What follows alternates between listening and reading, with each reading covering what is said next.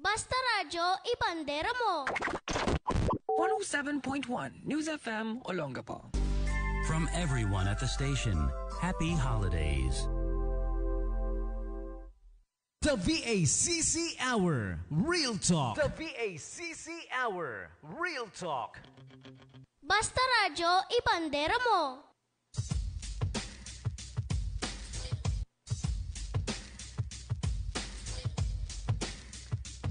Hey, welcome back everybody! Okay, a shout out muna para sa ating mga tropa na naka-live stream sa atin. Si Kuya AJ Senador Trance, good evening din sa iyo pare Koy. I hope you're doing fine. Alright? Pasensya na kayo, medyo paus pa yata ako. Hindi pa bumabalik ng buong-buo yung boses ko. Medyo hirap pa. Si Kuya Justin Rice din, who's always there. Thank you for doing that, pare Koy. Salamat.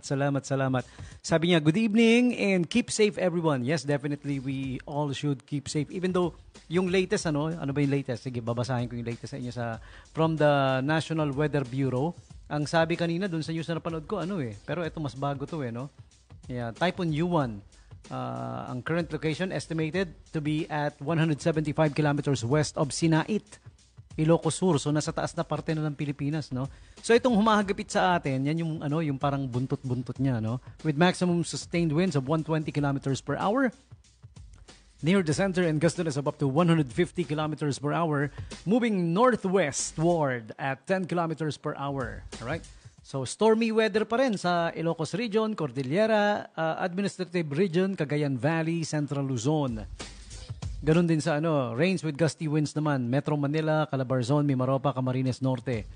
Cloudy skies with scattered rains and thunderstorms, Negros Island Region, Western Visayas, and the rest of Luzon. Ayan. So, kahit pa paano, medyo nag-i-improve na rin naman na. No? Kaninang tanghali, mga around 1 p.m. yata yon.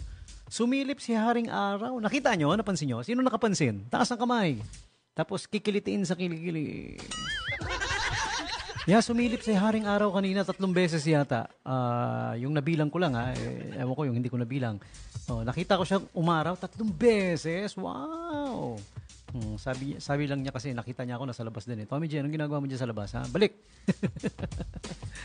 Okay, so a couple of invites muna for you guys from our friends at the SBMA Ecology Center. Ayan, para sa inang kalikasan to. Alam mo, anything that's good for the environment, naka-full support tayo dito sa Radyo Bandera. Ayan, okay. Gaganapin ang 17th Recyclables Collection Event of the Subic Bay Freeport, being spearheaded, of course, by the SBMA Ecology Center. 17th Recyclables Collection Event with the theme Aksyon at Adaptasyon sa Makabagong Henerasyon. It rhymes, yeah! 19 to 21 of November 2025 at the Mini Golf Course, Waterfront Road. Ayan, okay? So, yung mga recyclables ninyo, batteries, electronics, chemicals, liquids, contaminated materials, naka-segregate naman yan. Medicals and sharp waste, diba? Paper and cardboard, rubber products, metals and glass, plastics and textiles.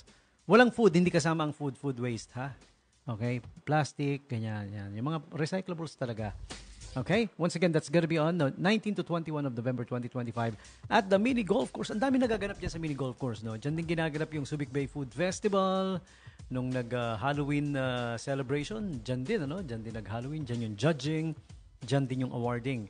Yan, ang Mini Golf Course of the Subic Bay Freeport Zone. Alright? And still with the SBMA pa rin, the 33rd Anniversary Celebration. Alam niyo naman, itong November. Tuwing November, yan yung buwan ng anibersaryo ng selebrasyon ng ating minamahal na SBMA. Okay, for those who don't know, bago yan naging SBMA, ARGO muna yan ARGO. Yan. Nagtulong-tulong yung nanawagan noon si dating mayor. Mayor siya noon ng ating syudad. Mayor Richard Gordon, nanawagan na mag-volunteer ang lahat. Magbantay kasi aalis na yung mga Americans noon, It used to be the home of the 4th US Navy Fleet, ang Subic Bay Freeport Zone na ngayon. So, kapag iniwan na nila yan, syempre, ang daming may iwan na mamahalin, mga gamit sa bahay, mga titiwangwang. So, nagbantay yung mga volunteer. Nagtiyaga, sumakay sa bus, pumasok sa loob, binantayan yung mga housing area, yung mga opisina na iniwan para mapakinabangan ng ngayon ay SBMA na. Ayan. So, kasama po tayo dun sa unang-unang bus. Pinagmamalaki ko, I'm really, really proud to be an original volunteer. Yung pinakaunang-unang day, since day one, na pumasok kami para magbantay, kasama po ako doon. Yeah. Okay? Under the stewardship kami ng barangay namin noon, na ang barangay captain namin noon is si dating barangay captain Benjamin Franco of East Tapinak. Yun, doon po ako nakalista, no? Ayan, nagbantay kami, and then there were times lumuluwas pa kami sa Manila dahil, di ba, nagrarally nananawagan, pinaglalaban talaga namin yung Argo Autonomous Region of Greater Olongapo. Yun. Tapos, yung aking nasirang ama kasama doon, hanggang sa, well, hindi ko naman sinisisi, pero naging isa sa reason why he passed away. Yun, na-overpatig no? Inatake hanggang sa, yun, araw-araw kasi may rally, labi kami, nakikipaglaban para pakinggan. Yan. Sumasama kami ng tatay ko. Yan. Hanggang sa, yun, unfortunately, inabot. Yun. And what was Argo then became SBMA. Ayan na siya ngayon. Kung ano yung maunlad na Freeport, kung saan maraming investments, maraming trabaho, maraming kumpanya na nag-invest, sumusugal sa atin dahil naniniwala sa ating galing at dedikasyon na ipinakita ng mga naunang nag-volunteer noon, no? Para sa ikauunlad, 'di ba? Binantayan, hindi hinayaang manakaw ang future. So, stand tall, be proud, taas noo mga kasama ko naging volunteer. Yes, ipagmalaki nyo na nagtagumpay tayo, no? Sa naging layunin natin noon. Eto na siya ngayon, ang SBMA na, no? Maraming nakikinabang, maraming head of the family na may trabaho, maraming pamilya ang nakikinabang dahil sa mga trabaho na na-create and patuloy pang nakikreate. Ayan. And ngayon nga, magti-33rd 33 anibersaryo na ang SBMA. Okay? So, ito yung calendar of activities niya. Starting November 17, Employee of the Year and Loyalty Awarding Ceremony. Tapos yung Christmas Tree Lighting Ceremony, no? Naurong, no? Kasi, well, ito na nga si Uwan. Si Uwan kasi ayaw tayong iwan. So, naurong. November 17 na yung Christmas Tree Lighting Ceremony din sa former mini golf course. Okay? And the Climate Change Consciousness Week, opening ceremony of Climate Change Consciousness Week and spoken word poetry contest at the Harbor Point Ayala Mall. Okay? Climate change stories will also be happening Pacific Ace Event Center. All right?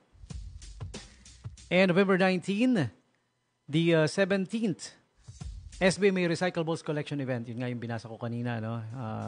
First runway, Green Runway Eco Fashion Show. 2 edition yan, elementary and the SBMA Employees Edition. Okay? Meron pa. November 21 naman, 3K Fun Run, Victory Gym, Zumbaton, Inter-SBMA Laro ng Lahi at the former mini golf area din. Blood Donation Drive at Ayala Malls Harbor Point.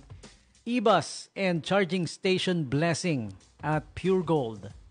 Yan, nandoon kasi yung e-bus charging station. As you guys all know, nag-dry run na yung e-bus natin na umiikot around Subic Bay Freeport. Initially, 4 lang yan hanggang sa eventually magiging 10. 10 e-buses that will be going around the Subic Bay Freeport. Yan, yung dry run, libreng sakay. Ewan ko kung ongoing pa yung dry run. Naurong na-stretch yata yung schedule ng dry run, ano? Dahil, eto nga, umentra si Typhoon Yuan. November 20 to 21 is the continuation of the hauling activity for 17th SBMA Recyclables Collection Event. Yan, yung pag-iipon ng mga recyclables. Yan. Alam nyo ba, ang Ecology Center is na-awardan dyan. Ano? Ang SBMA, actually, it's being spearheaded by the SBMA Ecology Center, of course. Yan. As among the top 100 stories for green destinations, yung recyclables efforts ng Ecology Center for the SBMA. Wow. Congratulations, SBMA Ecology Center. And Subic Bay Anniversary Sale by the Freeport establishments. Okay? November 21 to 24, lahat ng mga establishments sa Freeport, well, halos lahat nag-participate naman. May anniversary sale, may mga discount. all around Subic Bay Freeport. So samantalahin niyo po 'yan yung pagkakataon sa mga maggagala, gigimik in the Subic Bay Freeport. November 23 is the Green Foot Run, Race to Carbon Neutrality, 3K, 5K, and 10K run at the Remy Field Oval. Okay, November 23.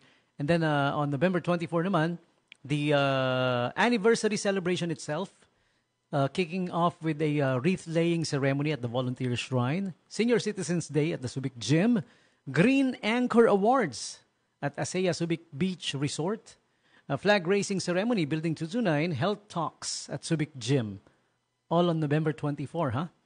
Okay, November 26, the awarding ceremony for 10 outstanding Freeport workers at the SBECC Convention Hall C.